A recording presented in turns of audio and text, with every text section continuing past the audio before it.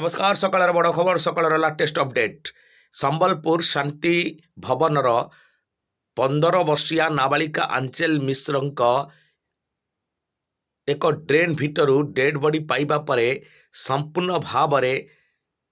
suspense लगी रही प्रकृत में बापा माँ नथिबा आंचल मिश्र केमिति होइतिला मृत्यु ताकू नहीं चली चर्चा एवं समीक्षा परे आंचल मिश्र मामू माई एभली एक विस्फोरक बयान देछन जहाँकि छाती थरई देला भली बयान जहाँकि आपण मानक आश्चर्यचकित करदेव काले 2014 आंचल मिश्र बापा एक गाड़ी दुर्घटन प्राण हराई बेले 2017 काले आंचल मिश्र जेजेमा जेजेबापा एवं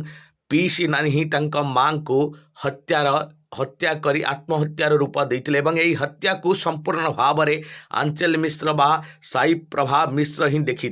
परवर्ती समय एबे ही ताकू सेथिपाई मृत्युर सबु लिंक हजई देवाई हत्या करा जाइथिबो बोली मामू घर लोक संपूर्ण भाव में विस्फोरक बयान देते एक हत्या पक्षरे प्रकृत में केउ मानक लिंक रही जदिव स्पष्ट होना